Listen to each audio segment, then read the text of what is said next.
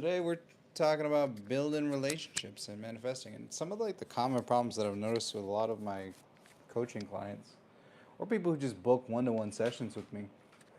Um, because I notice when people start doing the whole manifestation game, there are a lot of common problems that people have, and it's funny because we're talking about building relationships while building the bookshelf that has a whole bunch of stuff books that I use to help people with relationships, stuff like Tantra, Richard Bandler's book on transformations, which is about using hypnosis to form trances with people, Florence Scovel Shinn, and a bunch of other books like that.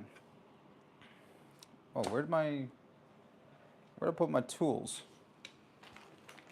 Not entirely sure where I put my tools, but what's up? Welcome. Drop your questions. Oh, I need to put the live stuff for the chat. Yeah, chat filter. Okay, yeah. So if you have any questions, just drop them off in the chat. But today we're going to be talking about relationships. And I just realized that the other live streams I did before were always using the actual regular laptop, but I don't think it works as well with regular people finding what's going on. Where did I put my screwdriver? I really should have looked for the screwdriver before going into this. Okay. So, when it comes to the process of building, anything, a lot of stuff comes not pre-built, especially when it comes to relationships. Relationships are not pre-built. Usually you'll have the thing show up and you'll have all the pieces, but you got to put stuff together. And when it comes to relationships, a lot of people want to have things that look great, but to be honest, most people who come to me are not in a position mentally and emotionally to thrive in the relationships that they want to be in. We expect that everything is all put together when we're like, oh, I want to manifest a relationship, but are you actually the person who can thrive in a relationship? A lot of the women who've come to me for relationship help or attracting back their exes, what I've noticed is that some of them haven't learned the process of emotional regulation, where they just use their partner to emotionally regulate. They have to have their partner text them. They have to have their partner. They have to have their partners text them. They have to have their partners constantly reaffirming that they're loved and they're cared for, and they struggle otherwise. So most of the time when it comes to manifesting a partner, it's not just I want to manifest a partner. I want to manifest a partner who's communicating with me constantly, consistently letting me know that he cares about me and that he loves me. When usually that's because they're trying to use their partner to regulate their nervous system instead of actually having a real, genuine relationship. What's up, Riley?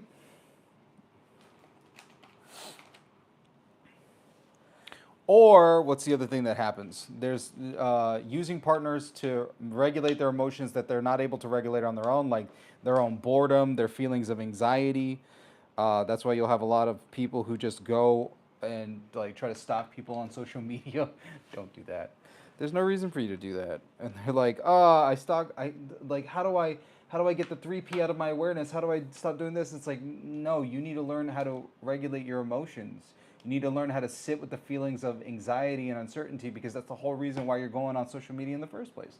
Is you do it because you believe by going on that app and checking out that person's Instagram story that I'm actually building a bookshelf.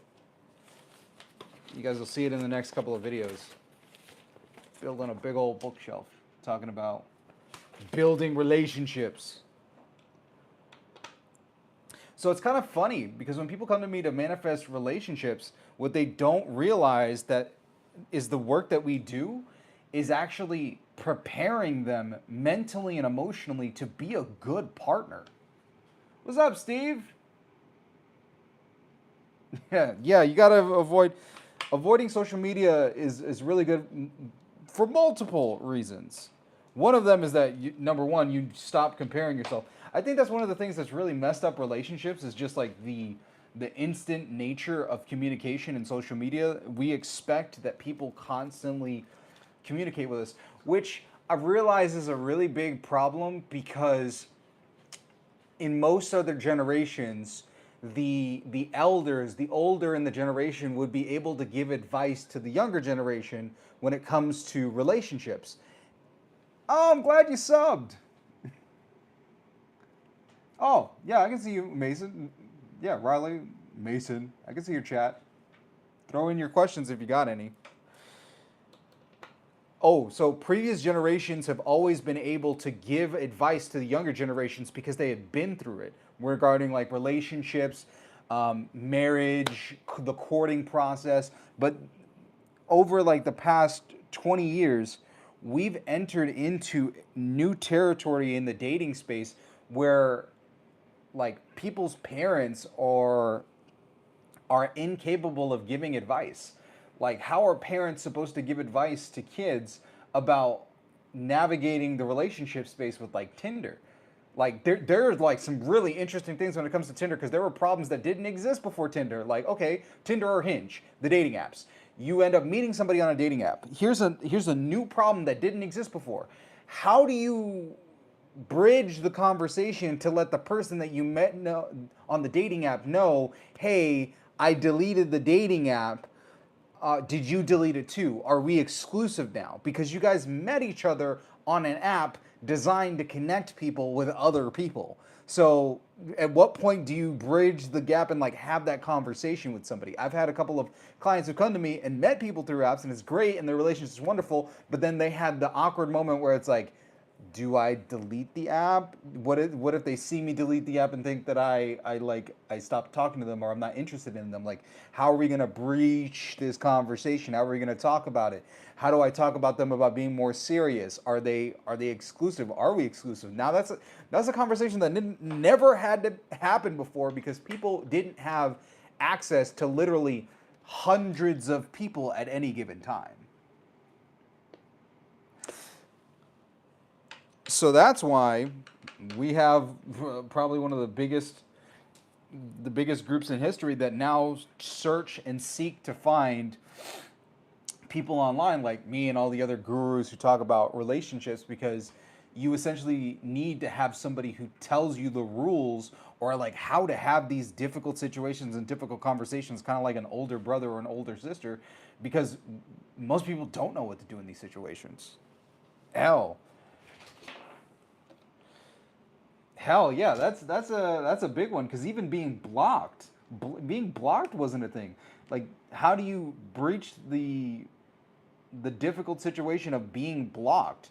Like, hey, this person blocked me on all this other stuff. How do we actually end up reconciling and coming together? Which I've had a lot of people who come to me who were like fearful of being blocked and like, oh my gosh, I'm not going to be with them anymore. All the people who've come to me with that specific issue have now gotten back together and started talking to their person again.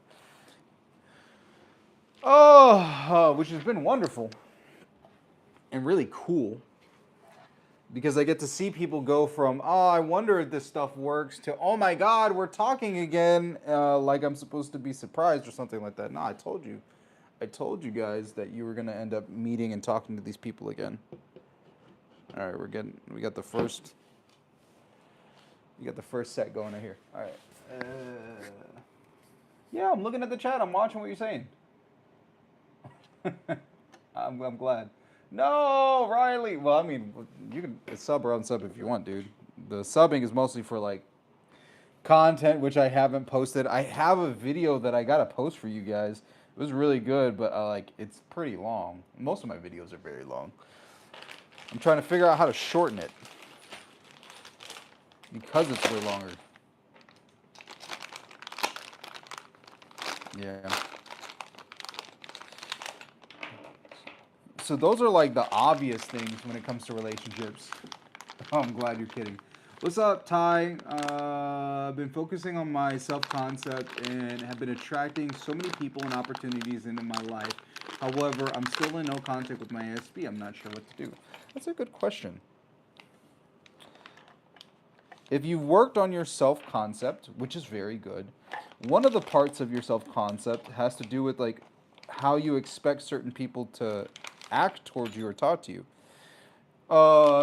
Excuse me. Depending on, I actually have different. I have different things that I recommend for guys and girls. So Ty, let me know. Are you a guy or a girl? And then I'll tell you what to do in your situation, because the no contact situation is different depending on if you're a dude. Oh man, this one's messed up. These two things got like squished together. Okay. Yeah, what you're supposed to do in a no contact situation is different whether you're a girl or a guy. If you're a girl, for my lady followers, I always recommend that you focus on yourself and improving yourself, and focus on number one, what is the type of lifestyle that you want to live, ideally in your relationship. Number two, is your friend group supportive of the type of lifestyle that you want to live? So instead of just paying attention to your friends who are socially around you right now, are your friends actually a reflection of the life you want to live? Like, would you change places or positions with your friends? And if the answer is no, you need to get good new friends like immediately, like as soon as possible, because whether you know it or not, you're slowly becoming the average of the 5 people that you spend the most time with. So if you have friends who are single and don't have relationships, and you want to be in a committed relationship, that's going to be a problem. And I was actually having a conversation yesterday with a client who left for a trip to Europe, spent 3 weeks out there, came back, moved into a brand new house, and over 2 months afterwards hadn't talked or hung out with any of her old friends. And now we're making a deliberate act to bring in new friendships. Okay, yeah. So for her, with her specific person, our work has been, you need to prepare yourself and present yourself as the wife, because ultimately that's what you want. You want your person to come into your life and you want to be the wife. But the way that you do that is you need to start. Hey, Kashan, welcome, welcome. You got to start. You got to start presenting yourself as the wife if you want to be treated as the wife. Okay, so these are supposed to be pointed up. You're supposed to present yourself that way. So for her, in reviewing this, she invited one of her old friends to her housewarming party. But everybody else, we made sure that all of those other people that were being invited are all in committed relationships. So they're either married or they've been serious boyfriend and girlfriend for a very long time. And there's one friend who is dating somebody, casually, but she's from the old group. And what she's noticed in dealing with this friend is that she's like, oh, she's a bit uncomfortable, because she's like, oh, what if she wants to hang around those old friends? What if she's like, what if she tells them that they're not invited? And she essentially, I'm like, hey, breach the subject with her and tell her already that she's the only one that's being invited, and that you're being more intentional about the people that you spend time with, because they're at a different stage of life. This client, she's getting into her late 30s. Those other people were in their early 30s, late 20s. So very different lifestyle, very different mindset, because all of those people partied every single weekend. And she went on to Instagram to go check out what they were doing. And in the act of doing that, she's noticing, like, of course, they're still partying. They're still going out every single weekend. And one of those friends reached out to her, and he was like, hey, do you want to go to this bar? They're doing a watch party for Love Island. No, she doesn't want to go party. No, she doesn't want to go drink. And then she definitely doesn't want to go watch stuff with Love Island, because that's not those types of things that those people are consuming, like Love Island and reality shows, are not conducive to having a healthy relationship, because your subconscious mind is practicing all the stuff that you're consuming. Okay, it's good to see you. Good to see you. Okay, so let's see, Steve. True, you hang out with losers. You're going to become a loser too. You hang out with winners, you're going to become a winner. You hang out with hawks, you're going to become a hawk too. Yeah, that's true. You become the people that you hang around with. Should I like? Yeah, yeah. Go ahead and like. Yeah. Go ahead and like. I love when you guys comment. You like because it signals not Facebook. Why did I say Facebook? I used to do my live. I used to do lives when I was heavily focused on marketing consulting. I used to do lives all the time on Facebook. Oh, have times have changed. How times have changed. Yeah, go ahead and sub. I actually, if you've watched any of my videos, you'll notice I never tell people to sub. I don't say it. There's no reason for me to say it. If you want to actually watch more of my stuff, of course you're going to end up subbing. But I'm not going to tell people to do it because I don't want people on the channel who have to be motivated to sub. If you're not into that kind of content, then don't sub.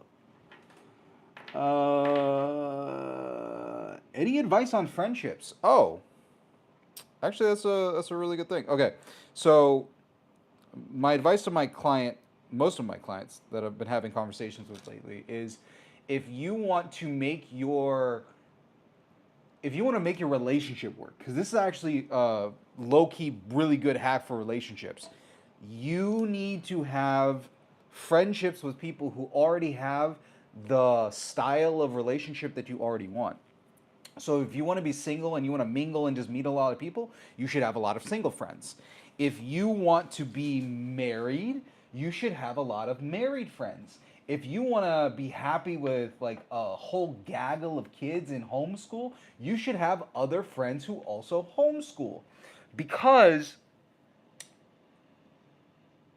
whether you know it or not, the people you spend time around are going to unconsciously influence you through the conversations that you have, through the stories that they tell you, through the books that they read and that they recommend. You're going to become like those other people. And by being in the right kind of, number one, the right kind of spaces, you make it way easier for you to increase the likelihood of bumping into other people. So, like, for instance, me and Stephanie and the baby, we got invited to a game night by another family who happens to homeschool as well. Um, and it's because I started taking my daughter to gymnastics. They have was it an after school gymnastics class? Technically, it's after school because it's around the time of after school. But there's a gymnastics class in our neighborhood. I take my daughter every week, take her there, and we just so happen to bump into and I talk to other parents. And there's this one dad who has three kids there, and me and him sit around and talk and have conversations. And naturally, it's much easier for us to talk about homeschooling because they homeschool, they have their own kids. So when it comes to talking to a dad with that kind of mindset, it's much easier for me to talk about stuff like investing, building businesses, because naturally that's the way his mind thinks, because he's a father like me. Now, if I was somebody who wasn't, actually, you know what? He is living the lifestyle that I want because he has three kids. I only currently have one and then one in the oven. So by spending time around him, I will start mapping my brain around how do I arrange and handle all these things with kids that are getting older and having just like a whole bunch of them to deal with. Um, so make sure that you're going to actual locations that increase the likelihood of you bumping into people. If you're going to clubs all the time, don't be surprised if most of the people that you meet there are going to be people who love going to clubs and bars. If you want to have a healthier lifestyle, you're probably not, you may bump into some people who are healthier there, but there's not a high likelihood of it. So if you want to have good friendships and relationships, think about the type of lifestyle you want to live and then start going to the places that those people are. So if I want to be around other parents, of course I'm going to hang around gymnastics, because if anybody's hanging around gymnastics, you got to be a parent with kids. Um, if you want to have healthier friends, you should be going to yoga classes, workout classes. If you want to have friends who like dancing to certain kinds of music, go to dance groups. Stephanie, back when we lived down in South Florida, we would always go to K-pop dance groups. Ah, awesome! I'm glad you I'm glad you subbed too. So we went to K-pop dance groups, and that was a great place for her to meet and connect with other women who had a similar. interest in K-pop. And they always loved dancing. And Sophia was the life of the party there because all the girls loved seeing the baby.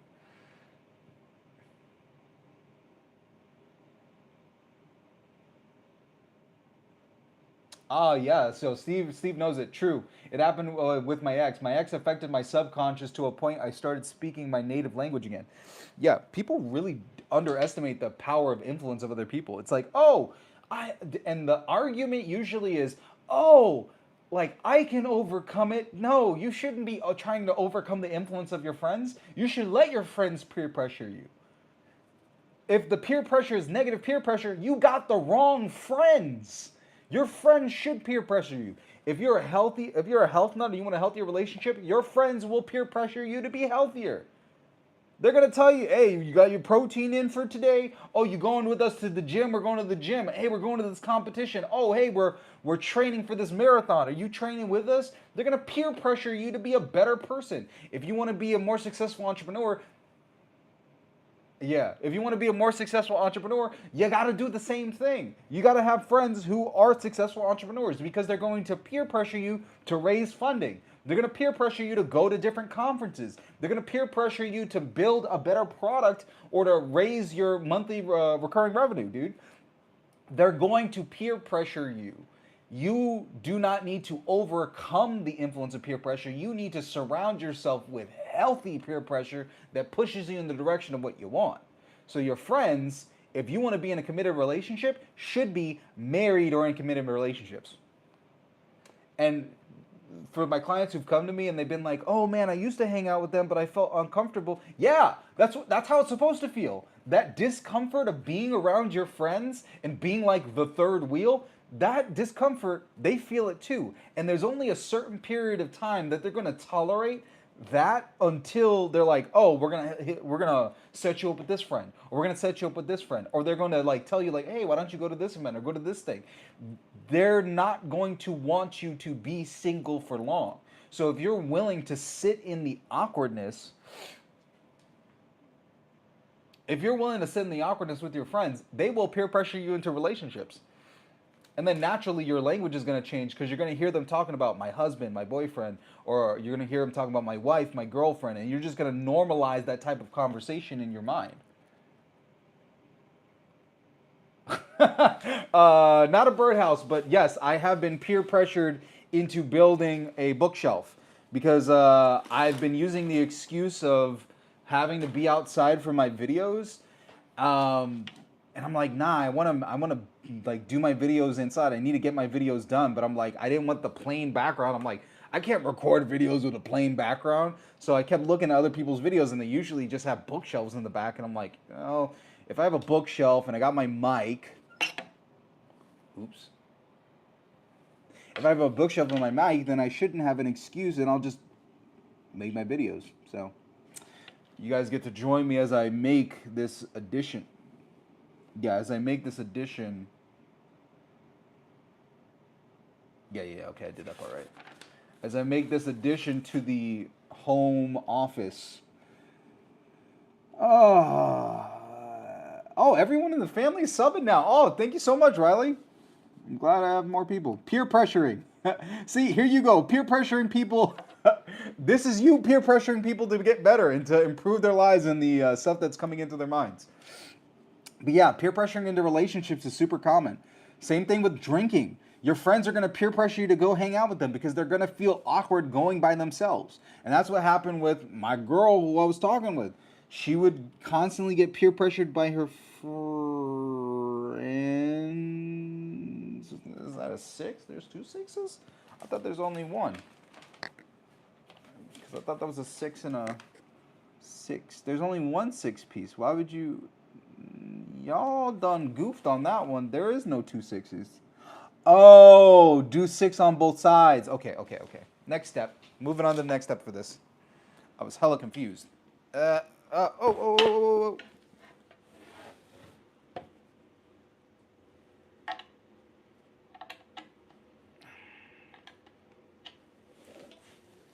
All right, we're going to set that off to the side. All right. Any advice on clearing subconscious programming from outside stuff? Oh, that's actually really good. You clear out subconscious programming. 1, 2, 1, 2, 3. 3 different ways. There are 3 different ways that I recommend for people to remove subconscious programming. And this will actually help you in your relationships. The first one is often the most difficult and most people do not do, and that's the reason why a lot of their subconscious work just kind of like falls on deaf ears. If you started something and you started seeing effects and then it kind of just like fell apart, it's usually because you didn't do this step. And this is very common in the manifestation space. Confronting your emotions. One of the things that I teach is Ho'oponopono. Very powerful process. But there are tons of other methods to use it. But the core of what is happening there is confronting your negative emotions. Not suppressing them, not trying to focus on something else, but actually sitting in your emotions. One of the things that is left out of the conversation regarding subconscious programming is that the subconscious is everything below the neck, and the programming is usually some form of emotion. That's why a lot of decisions that are made are not logical decisions. They don't happen with just words in your head. They happen based on feeling. I didn't go to the gym because I didn't feel like it. Not that I thought I didn't want to go. No, I didn't feel like going to the gym. Oh, I wanted to talk to that person and I wanted them in my life because I felt attracted to them. So attraction, a lot of the decisions that we make are based on feeling and habits that we've built before. So one of the reasons why people check social media and like, oh my God, I'm freaking out because of the 3D is because they haven't dealt with the subconscious programming of feeling anxious. They haven't sat with the emotion. Because then they have to deal with that feeling of unworthiness, like, oh my gosh, that gut wrenching, oh my God, sit with it. I teach people to use Ho'oponopono so that you stop putting your attention away, stop blaming it on things outside of yourself, and focus on this feeling. Thank you.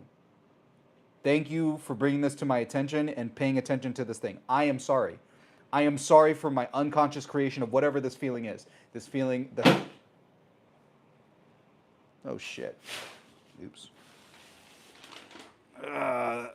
Let's put this down on the ground properly so it doesn't smack again. Oh shoot. Let's make sure that's pushed in properly. Oh no, I dropped it. Okay, so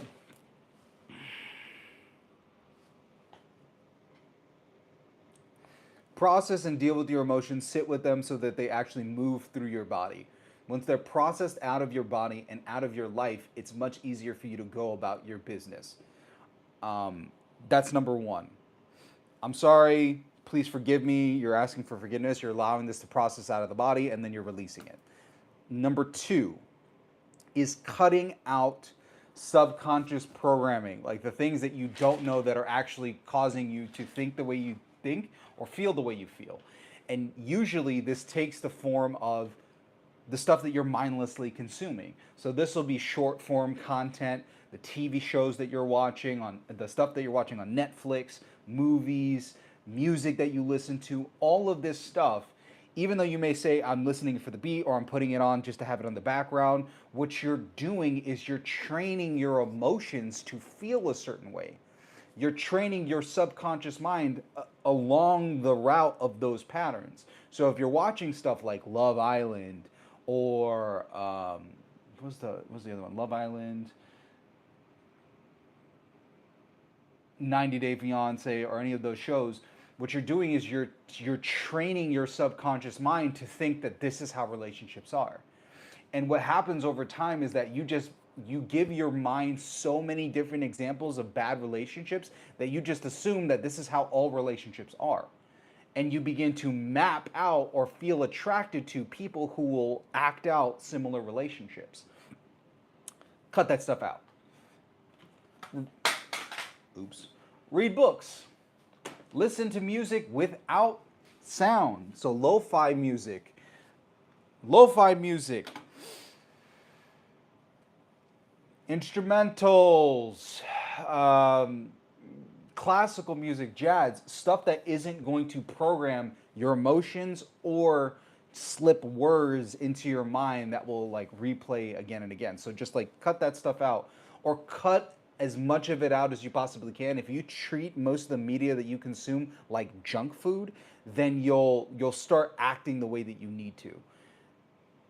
So cut out the negative subconscious programming, the stuff that you didn't know that was bothering you, and then you start replacing it with positive programming by reading books, doing, listening to subliminals. Subliminals are actually really good. I do recommend subliminals for a lot of people. Subliminals, affirmations, visualization, all that stuff that's designed to cause your subconscious mind to feel or map out against other things. And doing all that stuff together will help you with clearing your subconscious mind. Number one is sitting with and dealing with your emotions. Number two is cutting out negative programming in the form of a lot of entertainment that people use. If it's something that's very popular, it's probably not good for you because your life is going to look like everybody else that consumes that information.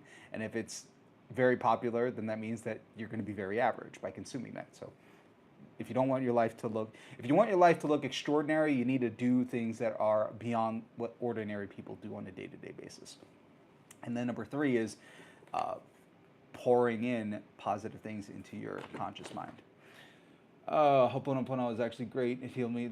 Yeah, that's really good. Thinking of my ex and old friends, it heals. Yeah, it's really good. Everyone is talking about Love Island. I don't want to watch it. Yeah, you don't want to. Because if you watch it long enough on TV, it's going to show up in your actual life. Go ahead, ask more questions while I fix this thing that it just dropped. Oh, jeez. Crap. Okay, yeah, that part came out. We don't want that. Shove it back in. Come on. Oof. Damn it. All right, let's see if we can fix this because it just dropped. Let's pull this out.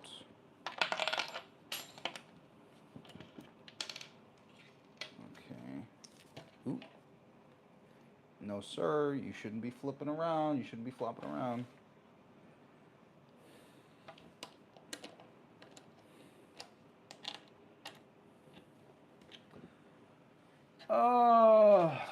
Yeah, Love Island, not a good thing. Do not suggest it. Please don't do that to yourself. You and your future partner will thank you. Welcome back, Riley.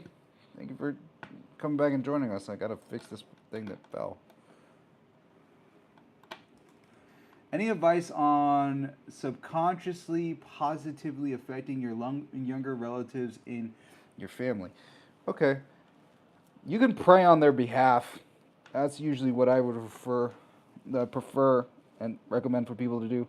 If you ever want things to be better for certain people in your life, one of the things that you can do, and Neville's talked about this in a few of his lectures before, it's the act of praying on somebody else's behalf, which isn't super common, especially after, hey, welcome back. I'll lose a vid. All right.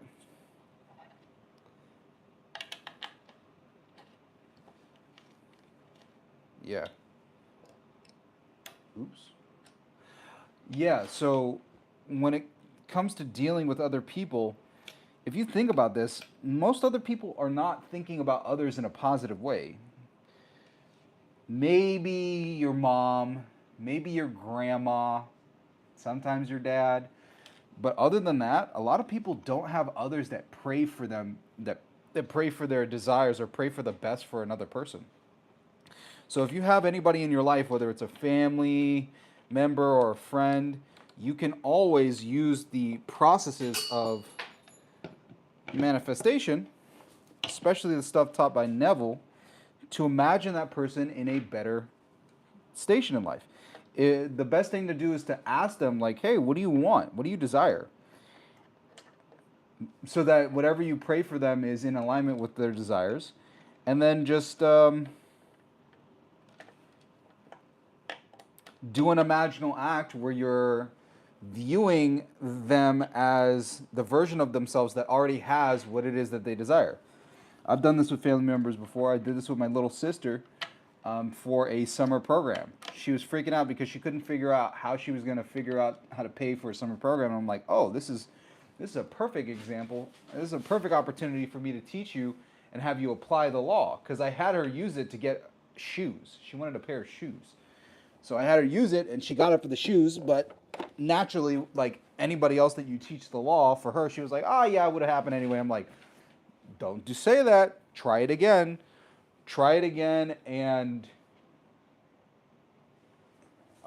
understand that the reason why this stuff happens is the law. Well, sure enough, she said that she wanted to go to a summer acting program, right? And obviously, I could have just given her the money, but I didn't want to do that, because if I just gave her the money, she would believe that it happened because of me, not because of the process that she used. So I told her, here, do the stuff that I already taught you. Do it for going to this program. So she started doing it. She started visualizing and imagining it. And sure enough, she didn't have the money for it, but she asked, and sure enough, she got everything that she needed to. She went to Jamaica for the first part of the summertime, and then for the latter half, she came back and went to this program after she had gotten all the money for it. And I was like, see, look, you manifested it. You created it. How does it feel? She's like, wow, it feels really good. And I'm like, now you can use it for whatever else you want. But after teaching her that process, I did pray on her behalf, and then imagine her coming to me telling me, oh my God, I need the middle one, okay. Her telling me, oh my gosh, it worked. I'm going to the program. It's so much fun. It's going to be amazing. Thank you. So I did prayer on her behalf. I saw her as she wanted and she desired to be before it happened to be the case. So if you ever have somebody that you want to positively influence, you ask them the question, what is it that you want? What is it that you truly desire? Get them to articulate that to you, and then pray on their behalf. See them as already having what they want. Because it's far easier for you to manifest on behalf of others because you don't have the same kind of doubts that person has.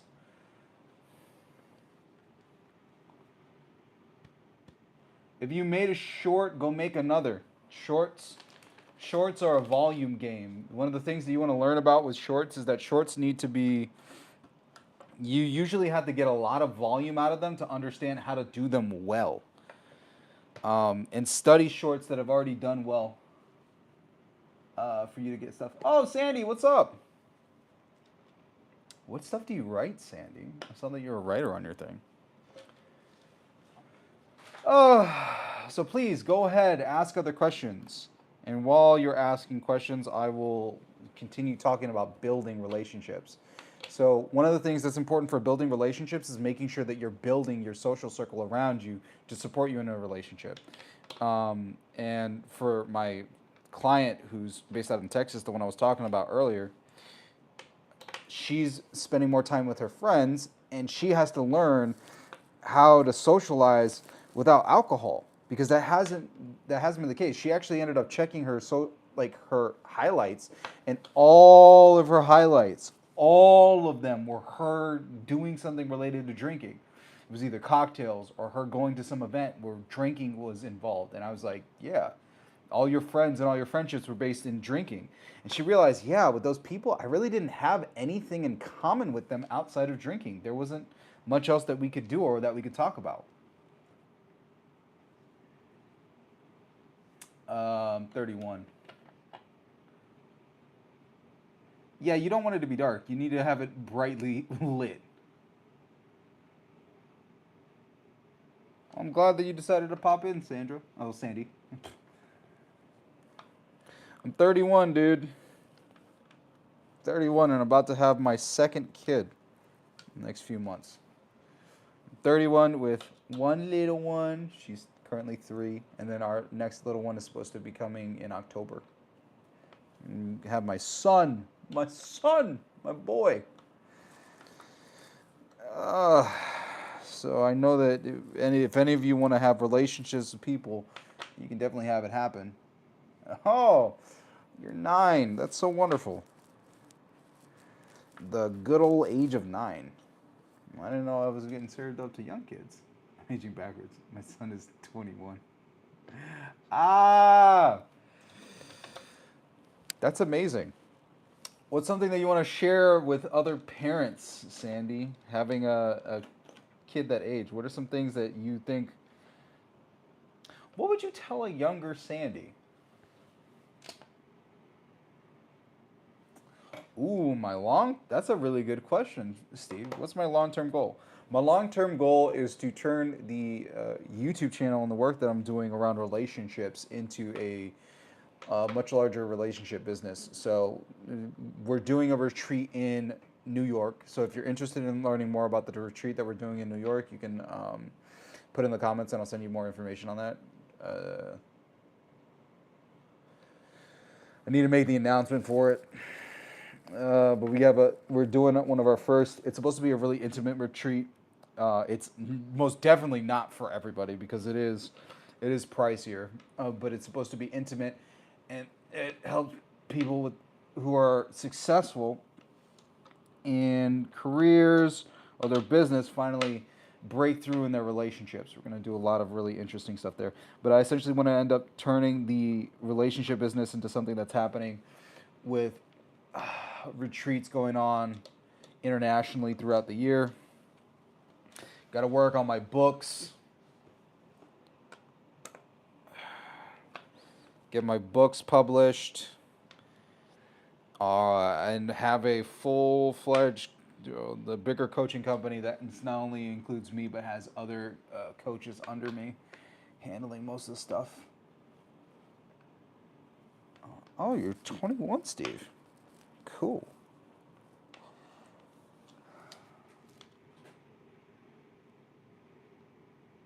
Yeah. What's my dream I wished happened? Well, one of my dreams that I wish happened is finishing up my children's books. I have a couple of children's books that I've written that I haven't yet illustrated. I have one story that I had illustrators do a lot of pre-production on. So I have a lot of pre-production pictures for one of the stories that I worked on, which is really cool. That one was a comic series. But my kids stuff, that's going to be like the biggest one because I used to be an educator from like 2016 to 2019. Well, no, it was like 2015 onwards. I really got started heavily in 2016, and I worked at a coding and startup nonprofit. So I spent a lot of time teaching kids how to code, build websites, build games. I taught people how to start their own businesses. So I have a real big heart for STEM and STEAM because I know the power that tech has to completely transform people's lives, whether it's kids or adults.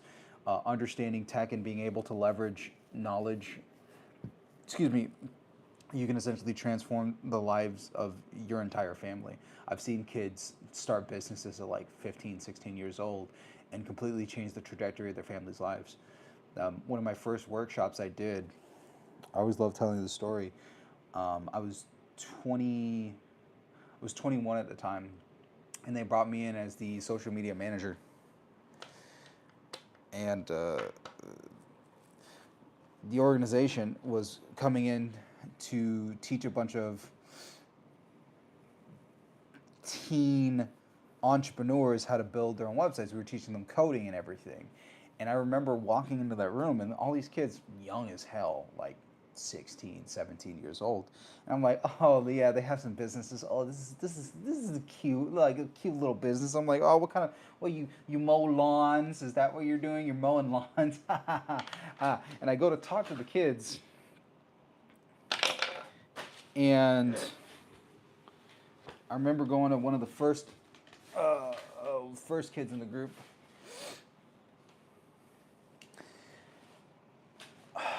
And he looked really nerdy, his glasses, pimply face, and all that stuff. And I go to him, I'm like, yo, what kind of business you got? And he's like, I build custom computers for people. I'm like, custom computers. And he's like, yeah. How much? What's the average cost of a computer? Well, the average build is probably like anywhere between over $1,000 to maybe $3,000 depending on the build. I'm like, okay, all right, interesting. Let me go to the next kid in the group. I go to one girl and she's like, yeah, I make custom chocolate houses. And these things were elegant, well put together. And I'm like, oof, this is way better than most people's baking operations. These were like really ornately put together chocolate creations. And I'm like, oh, she's really amazing as a baker. Okay, dude. Um, then I went to one other girl and she's like, oh, have you heard of critical mass? And I'm like, no, what is that? And it's like, oh, it's this big thing where like tons of people, like hundreds of people go in Miami and they drive in the street on their bikes. Have you seen like those lowrider bikes there? Well, my family owns a custom shop and I build custom lowrider bikes. And I'm like, are you fucking kidding me? And how old are you? 17. I'm like, are you serious? And then I remember turning to one other girl and I'm like, oh geez, what kind of crazy freaking business does this girl run? Like what is she doing? And she goes, yeah, I do hair, nails and makeup for girls for like parties for sweet 16s and stuff. I'm like, oh, that's normal. That's more of a normal business that I would expect teens to run. So I stopped feeling as bad about myself. But then I went off to the side and I was having a conversation with one of the organizers.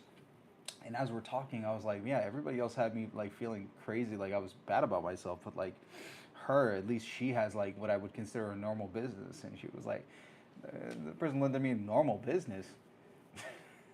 Her? I was like, oh God, what the hell are you gonna tell me about this girl? And she's like, her business is so big, she employs two of her cousins. They're doing sweet 16s, quinces, and proms all year long. I'm like, she has employees? She's like, yes, she has employees.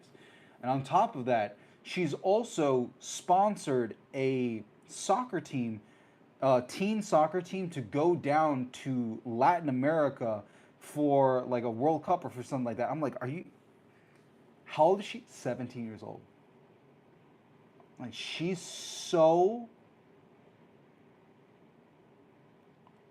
such a successful business owner at 17 years old. She had employees and was sponsoring soccer teams to take international trips. So, like, seeing that blew my mind because I realized what was possible when kids or weren't told what they couldn't do and were given the resources to create something wonderful. So I believe that's been like my ethos with everything. People are amazingly powerful and can completely transform their lives and other people's lives if they're given the right resources, the right knowledge, and the right kind of support. They can create amazing things. And I believe that for anything, whether it's a relationship, your body, or a business and your career, you can have whatever you want as long as you have the right kind of knowledge, the ability to communicate, and creativity to come up with ideas. Because you can create just about anything, especially with AI at this point. Every new tech advancement is just making it easier for people to create things.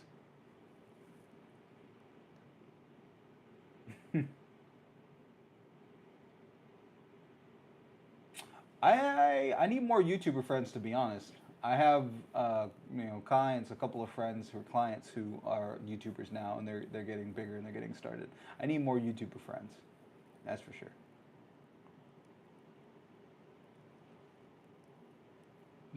I'm glad I could be your wise guru, Steve. Oh, what's the book on the table? These are the books for the bookshelf. So this is, oh shoot.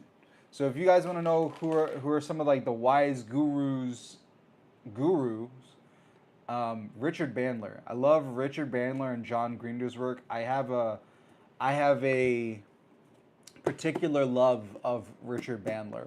Richard Bandler and John Grinder were the two founders of NLP, neuro linguistic programming, which at its core is the study of human excellence and how language and understanding, well, understanding human excellence. So, like, how do we actually map the way that people do amazing things, whether it's singing, hypnosis, or anything else like that. I love the two authors. They've since split long ago, but Richard Bandler's work. There's something special about the books that Richard writes, and this one is Richard Bandler's Guide to Transformations. Fabulous book on hypnosis, and it's core of my work with clients is being hypnotic. I'm not only speaking at a regular level where I'm conveying information, I communicate directly to people's subconscious minds and cause them to visualize what they want, cause them to feel better. So ultimately, they get what they want a lot easier. So my clients find it much easier for them to get to their goals because I'm hypnotizing them, but in a positive way, with consent. So there's that book. There's another one I like a lot. His work, Osho. Osho's work is really good. His books and his lectures, because he would speak very softly and deliberately. There are certain speakers that I listen to that if you pay attention to how I talk, you'll hear them. You'll hear some of those people. Whoo! So the way I talk is a hodgepodge of all the different speakers that I consume. So if you listen to me, you may hear a little bit of Osho, Neville Goddard, a lot of Neville Goddard, because I used to sleep.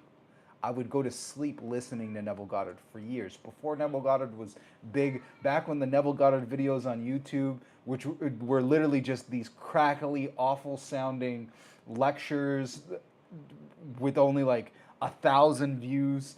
Before anybody was talking about him, I was consuming his stuff like 10 years ago. Loved his content. Listening to him, Manly P. Hall, no relation. Another guy who talked about secret societies and esoteric work.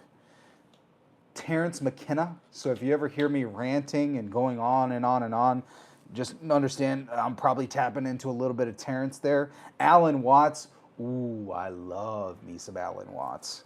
So if you ever listen to me speak and talk, if you listen closely, you'll hear the moments where I start talking and using their cadences or thought processes. So whenever you hear somebody and you consider them to be original, originality is just undetected plagiarism. Yeah, hypnosis stops fixations. It does a lot of really cool stuff. Could you share something about limiting beliefs that you observed people have about God? Ooh, God. Ooh, that's a good question. That's a really freaking good question. Sean, that's a really good question.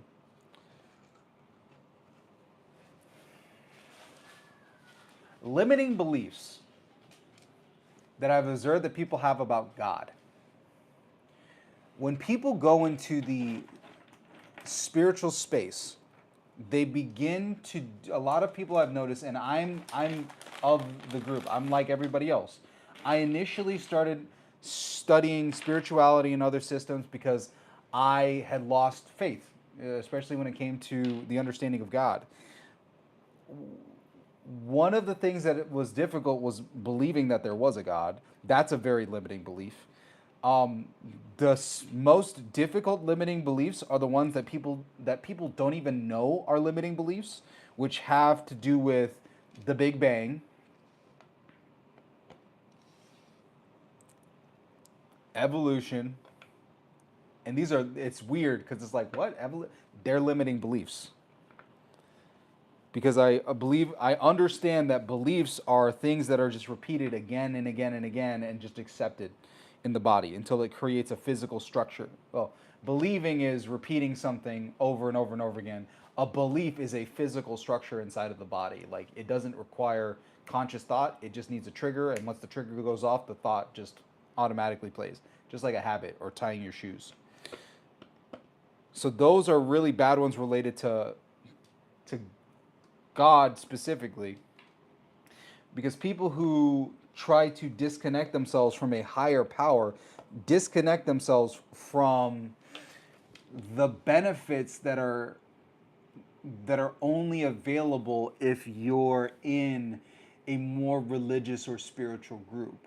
And there's a couple of them. Uh, there's number one, the concept of God or a higher power or the divine being able to help you.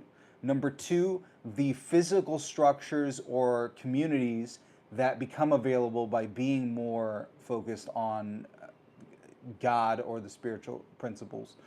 And there's probably a couple of other ones, but I'll go through these two first.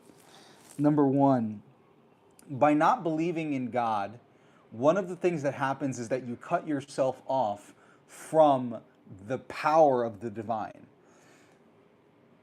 One of the things that if you've ever studied esoteric work for any sort of period of time, one of the concepts that you may have come across is the concept of mentalism, or that everything is mind. Everything is made up of mind. So anything that you believe and repeat again and again will become reflected in the reality around you. So what we're debating most of the time is not whether or not something is true or not. It's which thing do you want to be true in your reality? Because by thinking that way, you will create a you will create a reality bubble where you will be given the illusion that that thing is true. So if you believe that there is no higher power or there is no good in the world, your wish is granted. You get to experience not having that in your life. So if you don't believe that there is the divine, you will be given the experience where you are disconnected, isolated, and there is no divine help or support. Now, when you believe in a concept like God, the divine, angels, and things on the other side, you begin to notice that things will happen on your behalf without you having to do work. So people who want things to just happen, like miracles or wonderful things, one of the most powerful things for you to do is to believe in powers that actually are conspiring to help you on the other side. So by believing in God, you believe in some other consciousness, some other entity that is doing stuff on your behalf. And the interesting thing is, you will begin to attract other people into your life who will do things because of God. Like, as an excuse or as a connection with other people, certain decisions or certain things are done specifically because people feel called or compelled to do this because they receive messages from God or they're acting on God's behalf. And one really good example is Ryan Pineda, really awesome real estate guy on YouTube. I remember at one point he had purchased a multi-unit apartment building, and one of the apartments, they decided that his church, they were going to.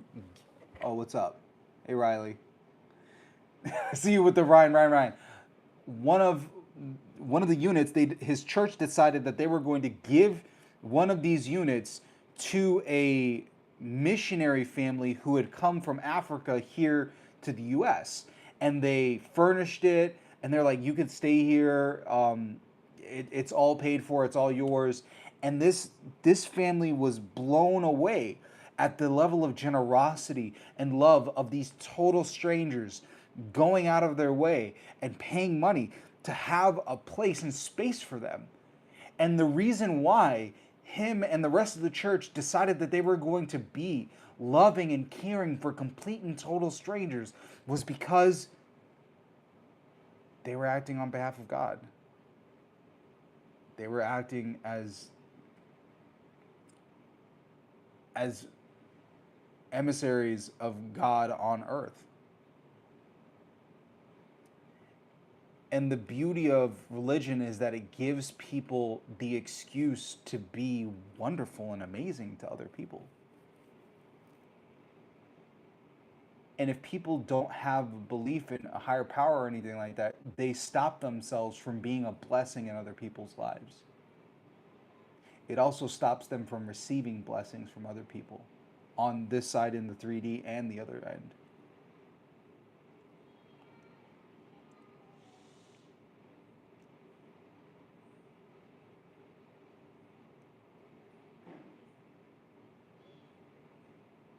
And then the other thing is like just being disconnected from people who are predictable. If you're in any religion, one of the things that becomes super amazing is that you already know how a certain how a certain person thinks, or you have an automatic community no matter where you travel. If you're Muslim and you just so happen to go to a mosque, you already have a built-in community. You already have a connection with those other people because these are your brothers, these are your sisters, and they're people who care about you and look out for you. Um, if you don't have connection to a religious group, you lose access to just having warm, loving, inviting people in new environments when you travel. Kashan, how about the concept of God has a plan for us versus manifesting? Let's scroll up. Where I mentioned how I made money with. Let me see what. Love it. You guys are commenting. So you must believe your God in your reality or current reality, like Abraham Hicks said about the vortex. Yeah, by the power of thinking that there is an entity that exists or a connection to you have a connection to something that's greater than you gives you access to more resources than you would have otherwise, and then you don't have to manifest everything on your behalf. You can outsource things to the divine on the other side, and then you can actually go into the state of surrender where you know things are already done because there is an intelligence outside of yourself. It's the concept of infinite intelligence or intelligence existing outside of ourselves ultimately that helps us out. The stories in the books just make it a lot easier to believe and understand it and how it's affected other people. I just stepped out after hearing the question. It's a sun solo. Oh wow, upbringing. I just got back and I told myself I'm worthy of being loved. Ooh, that's a big one. Seeing outside was just a reflection within me. Okay. Well, what's up? Mentalism is also powerful.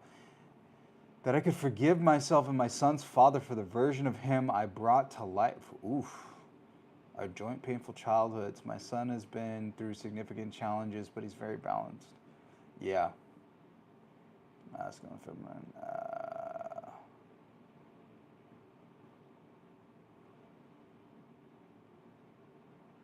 Let me see how far up. Steve Stig is. How do I stop procrastinating as soon as I wake up in the morning? Where's the thing that you mentioned? Money. I changed my life kinda in high school back when you mentioned those children. When I was younger, I made a YouTube channel that made a lot of money of comments that I made. Oh, I'm glad you made a lot of money doing that. That's awesome. Tell me more about your comics, Steve, and your YouTube channel. That's really cool. Okay.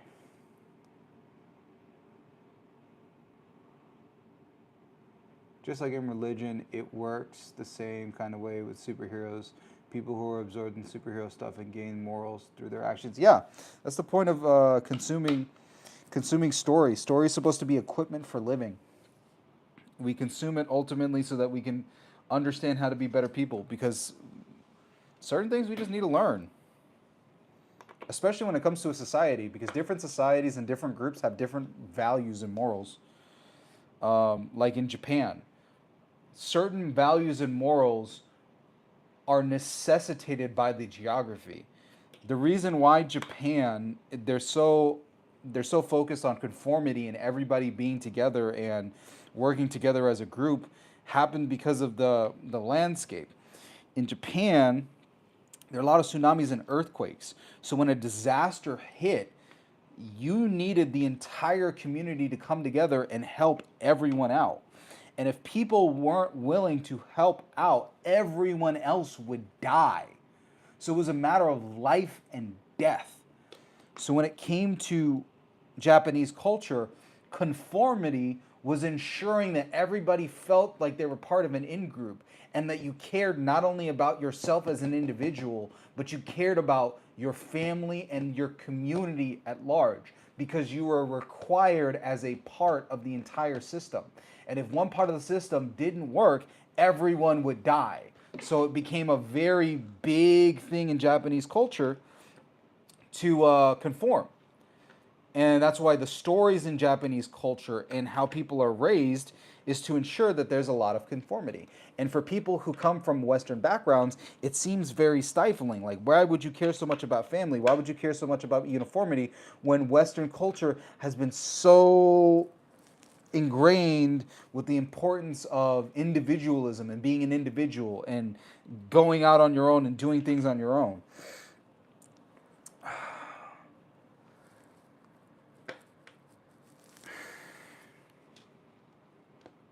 So understanding that certain stories are meant for certain geographies and certain social structures.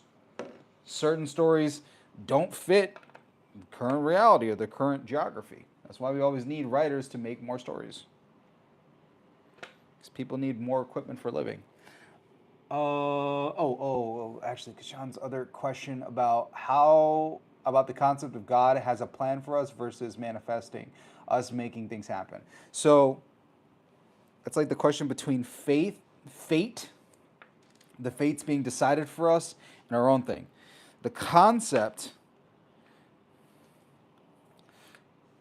requires us to understand what the higher intelligence is supposed to be. The higher intelligence would by necessity be infinite intelligence, or the intelligence that connects all people, because we're all of one mind. We're a single mind. It just so happens to be flowing in many vessels.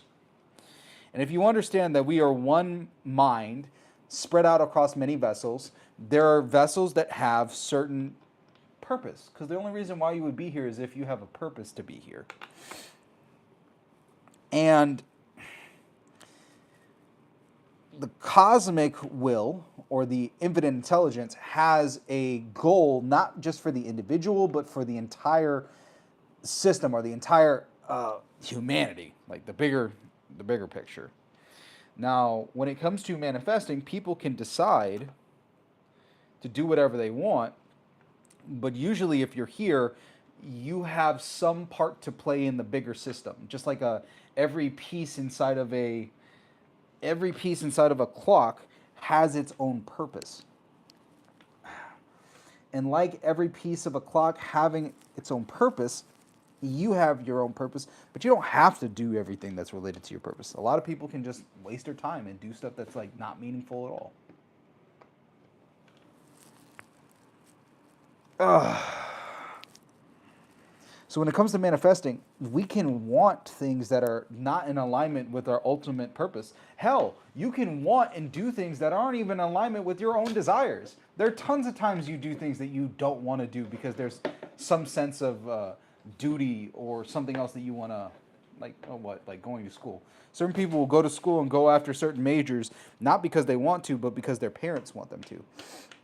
But ultimately, there is some sort of core purpose or core desire that was placed inside of you that you're supposed to do something about. There's a certain set of skills or innate abilities that it's your responsibility to develop.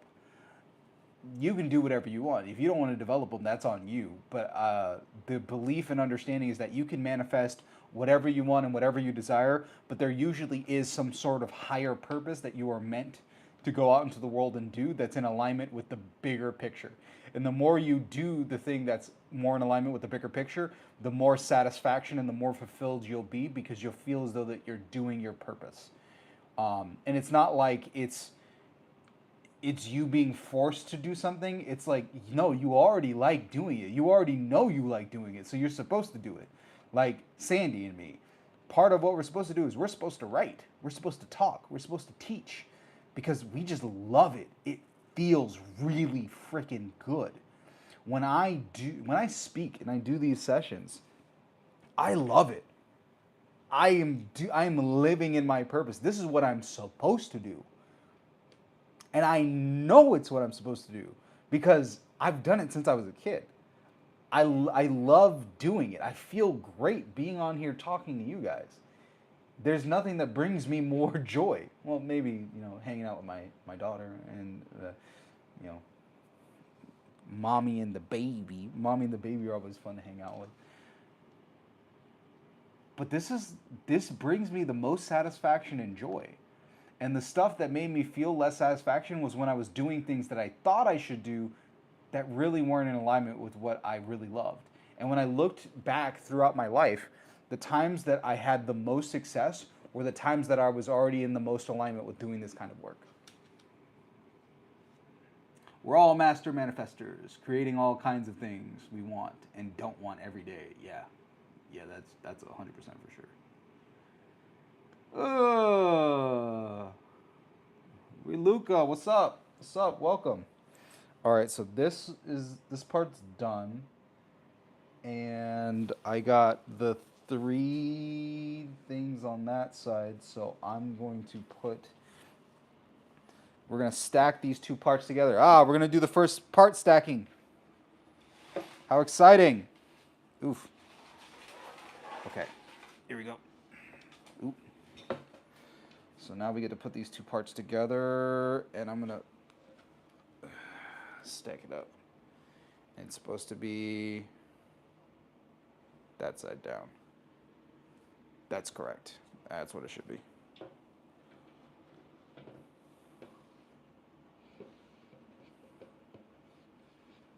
Wait, hold up. Is that the... All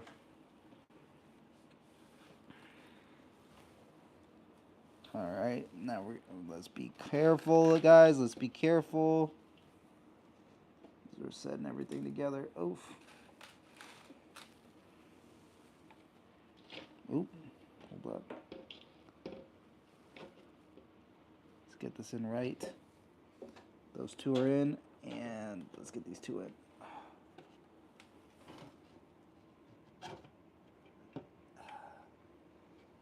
There we go. There we go.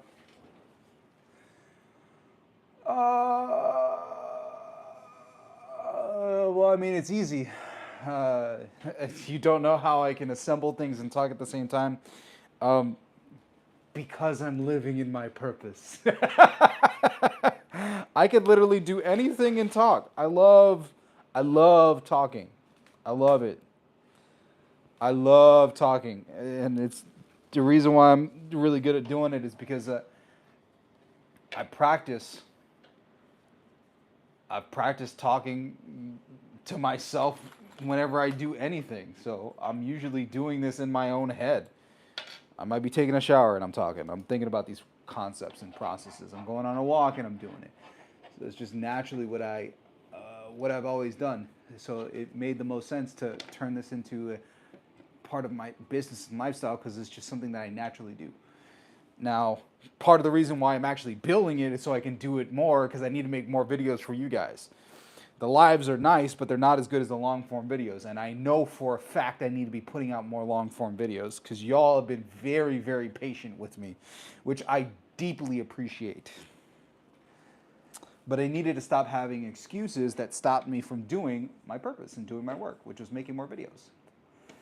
Because I have a lot of stuff I need to talk about related to building relationships. Because it's not just attracting back your exes. I have to deal with a lot of people and the issues that they have around building lasting and sustainable relationships. Because attraction is only part of the formula. It's like you guys might be coming on here trying to attract back an ex or something like that. But like, you don't understand. That's like the easy part. When people hop on calls with me and they start doing these processes, it's very easy to get those people to come back. Because the formula is really focus on yourself, release any of the negative emotions that you've been holding on to that have been pushing that person away. And this is usually like releasing stuff that you didn't even know was related, like your anger or grief related to your parents or any of the other mother and father wounds, releasing stuff related to past relationships or past hurts, and then setting out the intention of what you truly want in your relationship. Like, what does this person get by being with you? Like, what is the wonderful stuff that you want to do together? Because it's not just about you, it's about the other person too. Then sure enough, within a very short period of time, the person is going to come back. They're going to show back up in your life. I've had people who've literally done my processes and had people like message them the day after, or they reach out, they start talking together. So the part of getting somebody to come back is the easy bit. The hard part is, how do I now start maintaining this relationship? How do I start building something that's lasting? How do I work on the parts of myself that caused this relationship to fall apart in the first place? Because a lot of people struggle with conflict resolution. They struggle with clear communication with their partner. They struggle with the fear of being vulnerable, because I don't know what's going to happen if this person's going to, if I open up to them and I'm vulnerable, that gives them the opportunity to hurt me. What am I supposed to do then?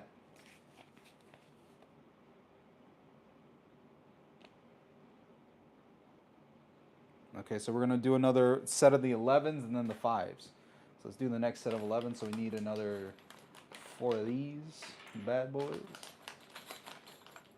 Oh. Next set of questions, baby. What's your next set of questions? Yeah. For the dudes, I'm going to get on the dudes, because this is the issue that happens with the guys. The guys want to manifest a girl back, and I've noticed that a lot of guys want to stay in the feminine receptive. Once you start learning to manifest, you need to learn both the masculine polarity and the feminine polarity. Feminine polarity is related to setting out a signal and then allowing things to come to you.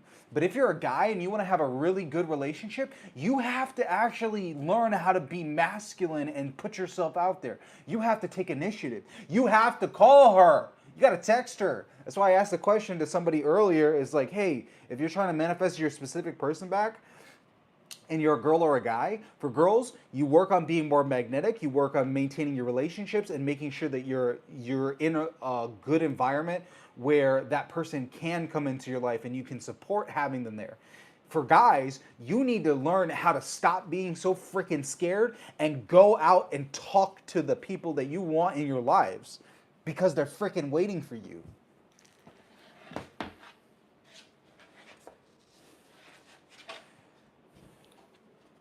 And that gets to be my problem, that I have to deal with dudes, that I have to deal with all the boys about, is trying to get them to be less fraidy cats and freaking go talk to the girl. Like, yeah, your ex hasn't talked to you, but like, you gotta talk to her, dude. Because most guys are scared of causing their women to have negative emotional reactions. Here's the newsflash: she's supposed to get mad at you. She's supposed to be angry. You can't have the love of a woman if you're unwilling to have that woman be mad at you. That woman's going to be mad at you. That woman's going to hate you. You cannot be a man and get love without also being open to being hated. I'm a father. I love my daughter. My daughter is wonderful. My daughter is amazing. She loves me so much right now. But I know there will be a day when she's a teenager where she goes, "Daddy, I hate you." Do you think that's going to stop me from loving her? Do you think that's going to stop me from taking care of her? No, because I am a man. I have to accept that the people who love me will also go through periods where they will hate me. And that is okay, because I am still a man. I am still the partner. I am still the husband. I am still the father. I do not change. I allow them to have whatever emotional experience they need to have. My daughter, my wife, any of them, they are able to have whatever emotional responses they want. It's my responsibility for me to be stoic and to give them the freedom to have that and to still love them and care about them so that they can have their full emotional experience. And guys are oftentimes too scared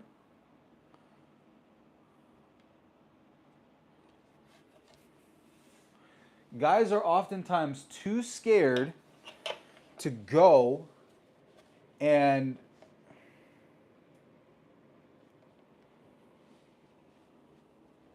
need to double check to make sure everything's good. Guys are oftentimes too scared to go and talk to a woman or to say something that'll make her mad, and in that process, stop her from having a full experience where they'll basically tiptoe and just not be a man in the relationship because he's just scared of making her angry. Or maybe she walks away and but that sets up for a toxic relationship where she feels as though that she has to be the man in the relationship. Yeah, guys are very scared. Yes, Riley, what's up? Yes, Riley, I see you. What's up? Hold up, wait a minute. Why is that so... That doesn't look good. I don't like that. What's going on here? That's not a good one. I need another one. Okay, 11 and 11. Let's see if this one works. Okay, and no. That's not.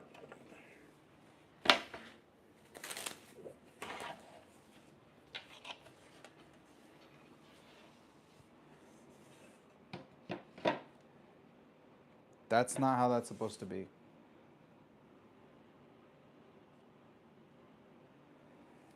Unless this one is supposed to be slightly forward, and I guess that's probably the case. Okay, we'll stick with that.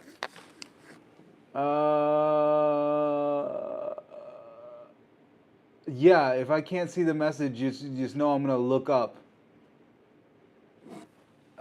Just know I'm going to look up, and then you could just comment again. Yeah, I can't scroll up when I'm building, so just let me know. Yeah, what was your question, Riley? How do you maintain being unhinged in your manifestations? How did you tackle doubts that creeped in? Number one, I allowed them to come up. Ooh. I fully understood that whatever thought that was coming up needed to be accepted. I stopped running away from the thoughts that I thought were negative or problematic, and I confronted them in the emotions. And then in the act of accepting it, I'm like, well, what do I prefer now? And how do I build from this state? So one of the things that people struggle with is like the concept of 3Ps or third parties. Most people are like, oh no, the person doesn't exist. It's like, no, that person exists. So I accepted it. I allowed that thing to come in.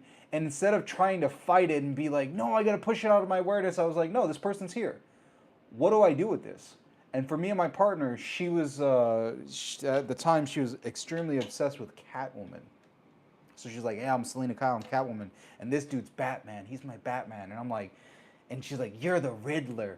And I'm like, I would fight that. I'd be like, man, no, you're wrong. No, I'm not. But when I finally like accepted it, I'm like, you know what? That's probably an astute observation. I guess I am kind of like the Riddler. And then I was like, well, if I'm like the Riddler and this dude's Batman, I'm like, well, what is the truth? What's the truth that I can do something with? And once I accepted that and stopped fighting it, I was like, oh, he is Batman.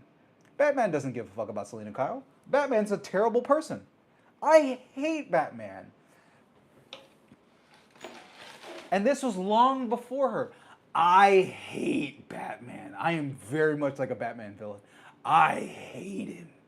Because Batman, I love some of the parts of the series for Batman, like especially the animated series, but I have a hatred of Batman philosophically. He is a terrible person. He doesn't care about anybody else.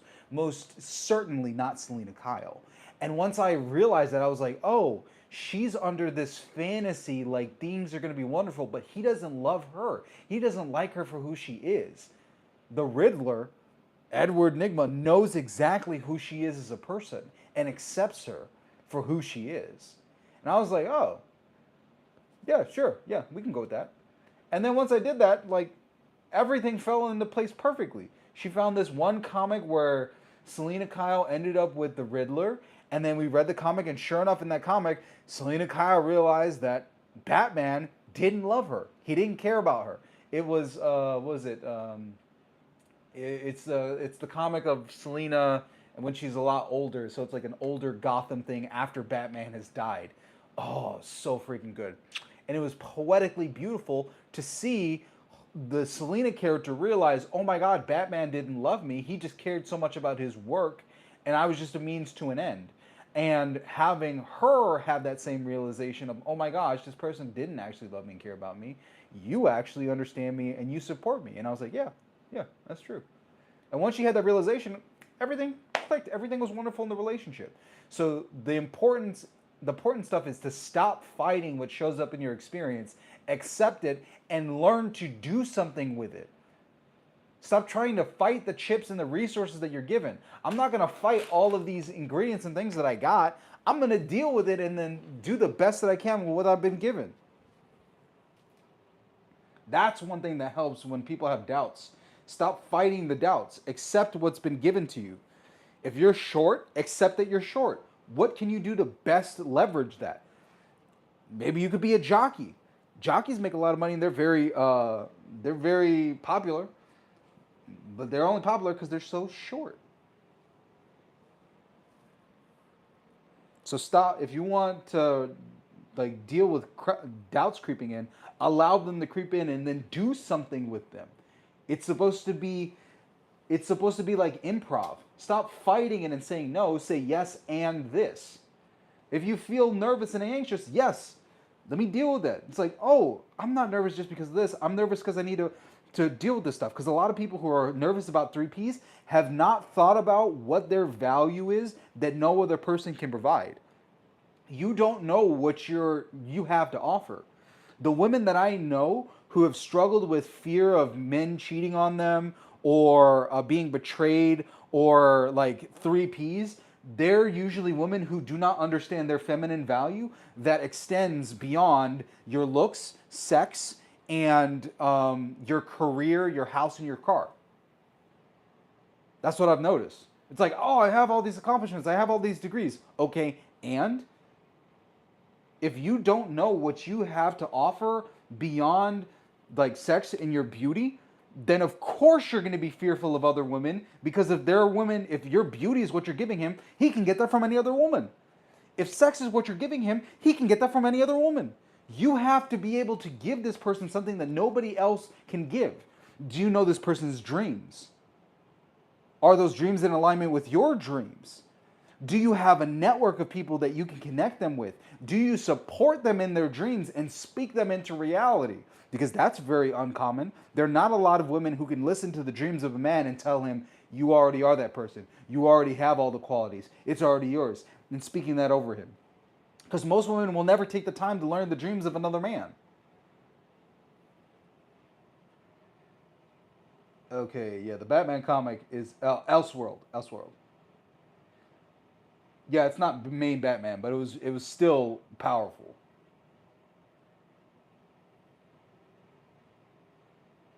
Mm,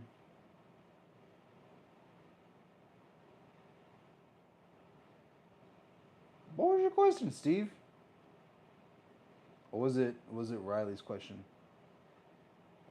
Building a bookshelf.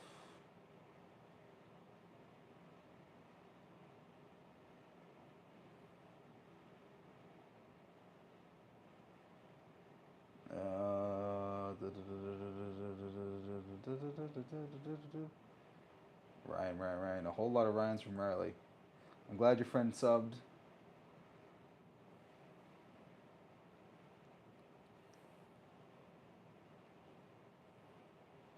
Are you asking about the God and reality question, Steve, again?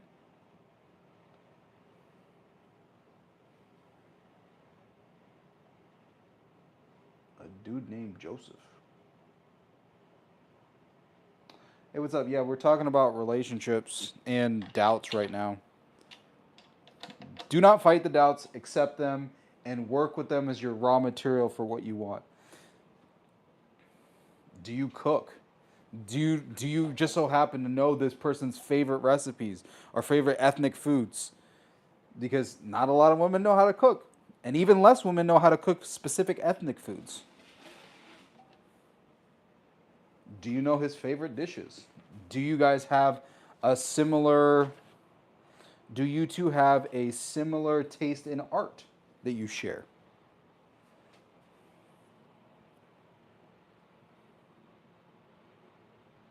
Oh, I scrolled, Steve. What did you want me to pay attention to? Because I scrolled up and I saw a whole bunch of Riley's, Ryan. Um, unless you were asking me to answer the question on do we need to believe in God in our reality? You don't need to. It's just it's like playing video games with cheat codes on. If you there are certain beliefs that just make things a lot easier. It's much easier for you to believe that miracles can happen to you if you believe that there's a God or there's a power outside of yourself. It's much easier for you to learn how to surrender and relax and believe that everything is happening for your greatest and highest good if you act good because you just assume that. We talk about the law of assumption, believing that there is like divinity or higher power that does stuff on your behalf allows you to just relax, to set out an intention and relax and just allow stuff to just unfold. Ooh, tell me more about this. Okay, so all your friends are couples, but you still manifest garbage. Tell me more about the other stuff that you consume. What do you watch? What's up, ego?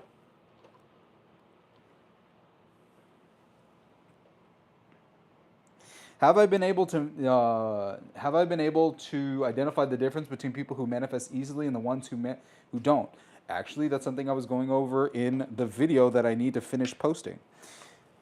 The things that I've noticed in the people that manifest really well is that they understand what they're trying to manifest is not a physical object outside of themselves. It's a feeling within themselves.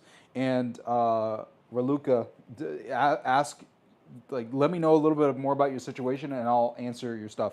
But usually if people are struggling, it's because they don't know what they're consuming or what they're putting into their minds and their bodies.